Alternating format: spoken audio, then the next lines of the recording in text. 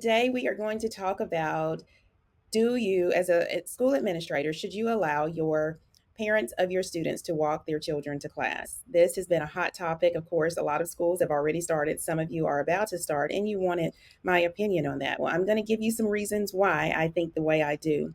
Let me share for those of you who are just tuning in. I was a former principal of a school that had over 1,200 students, and I've also coached and supervised principals in the elementary, middle, and high school setting. So I do have a myriad of experiences in supporting principals at various levels. So let's get back to the real question. Years ago, my district did not have any Meet the Teacher nights, or the districts I worked in, they did not have Meet the Teacher nights prior to the first day of school. So when I was in the classroom, it was free reign. Yes, that first day of school, all parents showed up. They were bringing supplies, materials. I'm greeting the parents, I'm greeting the students, trying to get everybody settled. Luckily, probably about 5 years after I started teaching, they started those Meet the Teacher nights prior to the first day of school. At that time, we did not change any procedures. All parents, all grade levels were still allowed to come in on that first day of school. Now, when I became principal, we changed some things. Well, I take that back. They were already in place. Kindergarten, pre K babies, the first week that they show up, a lot of times in some places they stagger in. So, but that first week, because they're new to the school setting, the parents, some of them have not had children in a school setting. So, yes, we did allow them to come in that first week of school.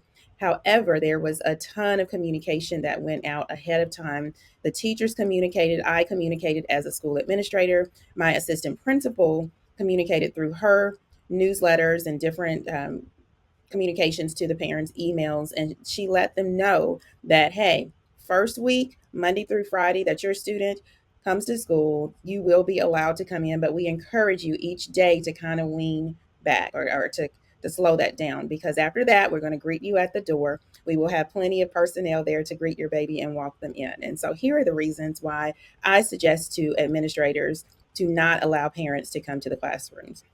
The first thing, safety and security, limiting the amount of people in your building. That's self-explanatory. It's safer. You want to know who belongs there, and if you have all of these people walking in your building that have not gone through your security checkpoint, you're not checking driver's licenses during that time, it becomes a problem. Some school districts, it doesn't matter. They make the parents check in. That's overwhelming for your staff to have to do that. But again, it's a safety issue. You want only authorized personnel in your building, and they should be wearing your school badges.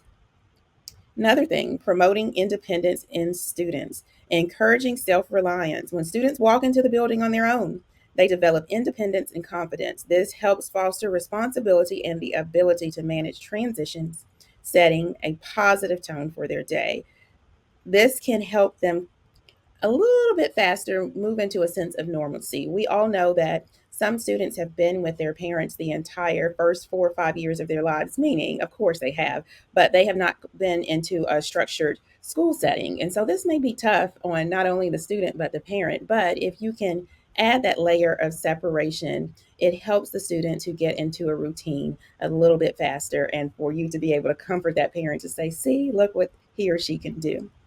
Another thing I wrote down, it definitely minimizes disruptions in the morning time. Restricting parents' access helps maintain a quiet and focused environment, reducing the potential for distractions that could disrupt the start of the school day.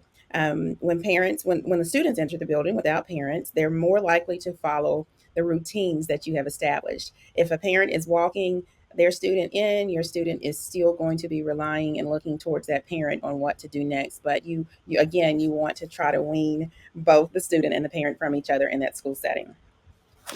Lastly, I know all of you don't have to experience this, but another reason that I would talk to my staff about why we did the things we did with this particular area, you want to make sure that it's you're being consistent and fair. And some parents may think that they have more access, or you're giving, or have you're creating an environment of favoritism if they're constantly coming up. And some parents don't work in the morning, some do, and so you just want to make it known that, hey, nobody's allowed to come in the building until our certain nights that we have that are laid aside for you. So again, those are just a couple of things. Again, I would not recommend you to have parents to come into your building anytime. And, just being real, once the year gets going, 2, 3 weeks in, there may be some issues sparking between the parents and the teacher, and they want to try to corner your teachers in the morning time. Your teachers do not deserve that, so you want to protect them as well. Of course, all of my points prior to now have been 100% about what's best for the student,